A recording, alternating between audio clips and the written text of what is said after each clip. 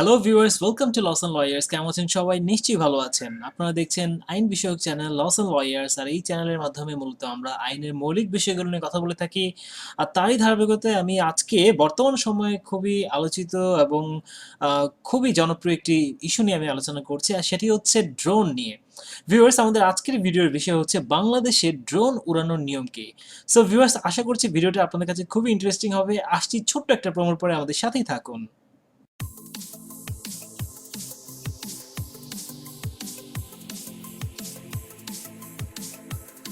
Subscribe to my channel and press the bell button for more update. Welcome once again viewers, প্রোমোর পরে চলে আসা আমাদের আজকের ভিডিওতে। আজকের ভিডিও ছিল বাংলাদেশে ড্রোন উড়ানোর নিয়ম। উপস্থাপনা রয়েছে আমি অ্যাডভোকেট ইব্রাহিম খলিল পলাশ। সো ভিউয়ার্স, চলুন শুরু করা যাক। ভিউয়ার্স, বাংলাদেশে ড্রোন উড়ানোর জন্য বাংলাদেশ সিভিল এভিয়েশন অথরিটি কর্তৃক প্রণীত একটি সার্কুলার প্রণয়ন করা হয়েছে, এবং এই সার্কুলারে কিছু নিয়ম নীতিমালা নির্ধারণ করা হয়েছে, এবং এই নীতিমালার আলোকেই মূলত আমার আজকের এই প্রেজেন্টেশন বা আজকের এই আলোচনাটি। So viewers, Bangladesh civil aviation authority হচ্ছে বাংলাদেশের ড্রোন বা remotely piloted aircraft system, that means RPAS যাকে বলা হচ্ছে। সো ড্রোন বা ড্রোন জাতীয় এই ধরনের যে সমস্ত এয়ারক্রাফট যেগুলো কিনা রিমোটলি কন্ট্রোল করা যায়, সো এই ধরনের ডিভাইসের জন্য বা এই ধরনের উড়োযানের জন্য এই সিভিল এভিয়েশন অথরিটি এই নীতিমালাটি প্রণয়ন করেছে। সো আপনি ড্রোন চালান বা এই ড্রোন জাতীয় কোনো এ ধরনের কোনো জিনিস যদি আপনি পরিচালনা করেন, তাহলে কিন্তু আপনাকে এই নীতিমালাটি মেনে চলতে হবে। সো বাংলাদেশে ড্রোন বা রিমোটলি পাইলটেড এয়ারক্রাফট সিস্টেম আরপিএএস এই বিষয়টি আসলে মানে খুবই নতুন, এবং অনেকের কাছে এই বিষয়টি একেবারেই হয়তো অজানা, অনেকে হয়তো কিছুটা জানেন। সো ভিউয়ার্স, চলুন শুরু করা যাক। আরপিএস বা ড্রোন উড়ানোর সময় যে সকল নিয়মগুলো মেনে চলতে হবে, আমরা প্রথমে চলুন সেই বিষয়গুলো দেখে নিই। প্রত্যেক পাইলটকে নিরাপত্তার বিষয়টি মাথায় রেখে ড্রোন উড়াতে হবে। এটা হচ্ছে একদম প্রথম কথা। এটা হচ্ছে যে কোনো পাইলটের জন্য এটা একদম প্রথম বিষয়। এরপরে যেটি বিষয়টি বলা হয়েছে সেটা হচ্ছে পাইলটের অবহেলা বা অজ্ঞতার কারণে যাতে অন্য কারো দেহ বা সম্পদের কোনো ক্ষতি না হয়, সেই বিষয়টি সর্বোচ্চ গুরুত্ব দিয়ে হচ্ছে আপনাকে উড়াতে হবে, ড্রোনটি উড়াতে হবে। যে ব্যক্তি ড্রোন উড়াতে চান তাকে কমপক্ষে 18 বছর হতে হবে। যে ব্যক্তি ড্রোন উড়াতে চান তাকে দেহ বা সম্পদের উপর একটি লায়াবিলিটি ইন্স্যুরেন্স কাভারেজ গ্রহণ করতে হবে। দ্যাট মিনস আপনার এই যে আপনি যে ড্রোনটি উড়াবেন, আপনার এই ড্রোনের উড়ানোর ফলে যদি কারো দেহ বা সম্পদের কোনো ক্ষতি হয়, তাহলে সেই ক্ষতির লায়াবিলিটি হচ্ছে এই ইন্স্যুরেন্স কাভারেজটির মাধ্যমে যাতে দেওয়া সম্ভব হয়, সেটি আপনি হচ্ছে সেই কাভারেজটি আপনাকে থাকতে হবে। এরপরে যেটি হচ্ছে, কোনো ব্যক্তি যদি অ্যালকোহল বা ড্রাগস গ্রহণ করে, তাহলে এই অ্যালকোহল বা ড্রাগস গ্রহণের মিনিমাম 8 ঘন্টার আগে আপনি ড্রোন উড়াতে পারবেন না। মানে দ্যাট মিনস হচ্ছে, আপনাকে অ্যালকোহল যদি আপনি গ্রহণ করেই ফেলেন বা ড্রাগস যদি নিয়ে ফেলেন, তাহলে সেখান থেকে ড্রাগস নেওয়ার সময় থেকে 8 ঘন্টার মধ্যে আপনি কোনো ড্রোন উড়াতে পারবেন না, তারপরে আপনি ড্রোন উড়াতে পারবেন। এরপরে যে বিষয়টি বলা হয়েছে সেটি হচ্ছে, প্রত্যেক পাইলটকে ড্রোন টেক অফ বা ল্যান্ড করানোর জন্য সংশ্লিষ্ট যে ভূমি মালিক আছে তার কাছে পূর্ব অনুমতি গ্রহণ করতে হবে, এবং প্রত্যেক পাইলটকে ড্রোনে দিনের বেলার মধ্যে উড়াতে হবে। দ্যাট মিনস দিনের আলো, ডে লাইট যেটা আমরা বলছি, দিনের আলোর মধ্যেই আপনাকে ড্রোনটি উড়ানো সম্পন্ন করতে হবে। এবং প্রত্যেক পাইলটকে, এটি খুবই গুরুত্বপূর্ণ একটি বিষয়, সেটি হচ্ছে প্রত্যেক পাইলটকে গ্রাউন্ড লেভেল থেকে সর্বোচ্চ 200 ফিট উচ্চতার মধ্যে ড্রোন উড়াতে হবে। মানে যদি আমরা হাইটের কথা চিন্তা করি, যে 200 ফিট উচ্চতা পর্যন্ত আপনি হচ্ছে ড্রোন উড়াতে পারবেন এই গ্রাউন্ড লেভেল থেকে। এবং প্রত্যেক পাইলটকে 10 নটিক্যাল মাইল বা হচ্ছে 18.52 কিলোমিটার বেশি দূরত্ব সীমায় আপনি ড্রোন চালাতে পারবেন। এর বেশি যদি আপনি চালাতে চান, তাহলে আপনাকে স্পেশাল পারমিশন নিতে হবে। সো ভিউয়ার্স, আশা করি আপনি বুঝতে পেরেছেন যে যদি কোনো পাইলট হচ্ছে 10 নটিক্যাল মাইল বা 18.52 কিলোমিটার পর্যন্ত আপনি হচ্ছে, আপনাকে এই নীতিমালা অনুসারে বা এই সার্কুলার অনুসারে আপনাকে পারমিশন দেওয়া হয়েছে 18.52 কিলোমিটার পর্যন্ত দূরত্ব পর্যন্ত। এর বেশি দূরত্ব যদি সীমায় যদি আপনি ড্রোন চালাতে চান, তাহলে কিন্তু আপনাকে স্পেশাল পারমিশন নিতে হবে।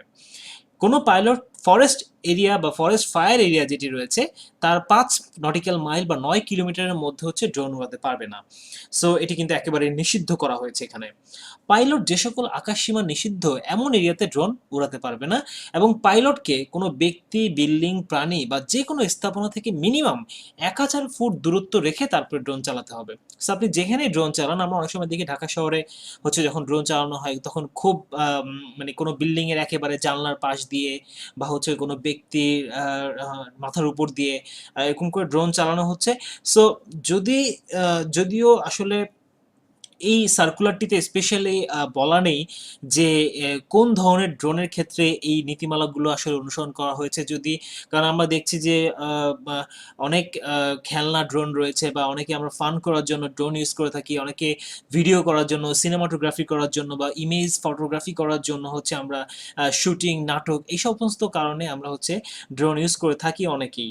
সো এবং আমাদের সবার গুরুত্ব বা আগ্রহের জায়গাটি আসলে ওই জায়গাতেই, কারণ এখনকার যে ট্রেন্ড চলছে সেই ট্রেন্ড অনুসারে কিন্তু ড্রোনটি আসলে এই ধরনের cinematography, YouTube video, video making এবং হচ্ছে ফটোগ্রাফি এই সমস্ত কারণগুলোতে ড্রোন কিন্তু ইউজ করা হচ্ছে। সো এই যে স্পেশাল যে একটা ট্রেন্ড চলছে, এই ট্রেন্ডের বিষয়টি কিন্তু আসলে এই সার্কুলারের মধ্যে আসেনি। সো এটি নিয়ে যদি ভবিষ্যতে কোনো আপডেট থাকে তাহলে অবশ্যই আমি আপনাদেরকে জানাবো। আমি অলরেডি যে সিভিল এভিয়েশন অথরিটি আছে তার কাছে একটি ইমেল করেছি। সো দেখি আমি কোনো রিপ্লাই পাই কিনা। যদি আমি রিপ্লাই পাই তাহলে অবশ্যই আমি আপনাদেরকে তার রিপ্লাইটি কি হলো সেটি আপডেট আপনাদেরকে জানানোর চেষ্টা করব, যে যারা আমরা এই সমস্ত ভিডিও রিলেটেড কাজের জন্য আমরা ড্রোন ইউজ করতে যাচ্ছি তাদের জন্য আসলে কোনো আলাদা কোনো নিয়ম নীতিমালা বা free flying permission free flying এর কোনো প্রসিডিউর আছে কিনা। সো সেটি আমি চেষ্টা করবো আপনাদেরকে জানানোর জন্য। হ্যাঁ, তবে বলা হচ্ছে যে জেনারেল নীতিমালা যেটা বলা হচ্ছে যে আপনাকে কোনো ব্যক্তি যদি ড্রোন উড়ায় তাহলে সেটি অবশ্যই কোনো ব্যক্তি, বিল্ডিং, প্রাণী, কোনো ভেহিকেল, যানবাহন বা যে কোনো স্থাপনা থেকে মিনিমাম 1000 ফিট দূরত্ব রেখে আপনাকে ড্রোন চালাতে হবে। সো ভিউয়ার্স, এবারে চলুন আমরা জেনে নেই যে আরপিএএস বা ড্রোন ওড়ানোর সময় যে সকল ডকুমেন্টসগুলো আপনার সাথে রাখতে হবে। প্রথম কথা হচ্ছে আপনাকে cap permission certificate, that means civil aviation authority থেকে যে পারমিশন সার্টিফিকেট দেওয়া হয় সেটি আপনার কাছে রাখতে হবে। আপনাকে লায়াবিলিটি ইন্স্যুরেন্স কাভারেজ যে আপনি করেছেন সেই পলিসির প্রমাণ রাখতে হবে সাথে। নাম, ঠিকানা এবং ফোন নাম্বারের প্রমাণ বা এনআইডি আমরা যাকে বলছি, এনআইডি, পাসপোর্ট এগুলো আপনার কাছে রাখতে হবে। এবং ড্রোন তৈরিকারী কোম্পানির ডকুমেন্টস যেখানে ড্রোনের মডেল নাম্বার, ফ্লাইং লিমিটেশন উল্লেখ আছে এরকম ডকুমেন্টস আপনাকে সাথে রাখতে হবে। সো ভিউয়ার্স, আশা করি আপনারা বুঝতে পেরেছেন যে বাংলাদেশে ড্রোন উড়ানোর জন্য যে সকল নিয়ম কানুন রয়েছে সেগুলো আমি আপনাদের সাথে আলোচনা করলাম। যদি এর কোনো আপডেট আপনাদের জানাতে পারি তাহলে অবশ্যই আমি আপনাদেরকে পরবর্তীতে আপডেটটি জানাবো। এবং আপনাদের যদি এ নিয়ে কোনো এক্সপিরিয়েন্স থাকে, কেউ যদি আপনার এই ধরনের পারমিশন নিয়ে থাকেন তাহলে অবশ্যই সেটি কমেন্ট করে আমাদেরকে জানান, আমরাও বিষয়টি জানি এবং নতুন একটি বিষয়ের সাথে আমরা সকলেই পরিচিত হই। সো ভিউয়ার্স, কমেন্ট করে জানিয়ে দিন আপনার কোনো অভিজ্ঞতা থাকলে সেটি, এবং অবশ্যই ভিডিওটি ভালো লাগলে লাইক, কমেন্ট, শেয়ার করুন। আর চ্যানেলটি যদি ভালো লাগে তাহলে অবশ্যই চ্যানেলটিকে সাবস্ক্রাইব করতে ভুলবেন না। ভিউয়ার্স, আগামীতে অন্য কোনো ভিডিওতে আপনাদের সাথে আবারও দেখা হবে। সে পর্যন্ত সকলে ভালো থাকবেন, সুস্থ থাকবেন। আল্লাহ হাফেজ।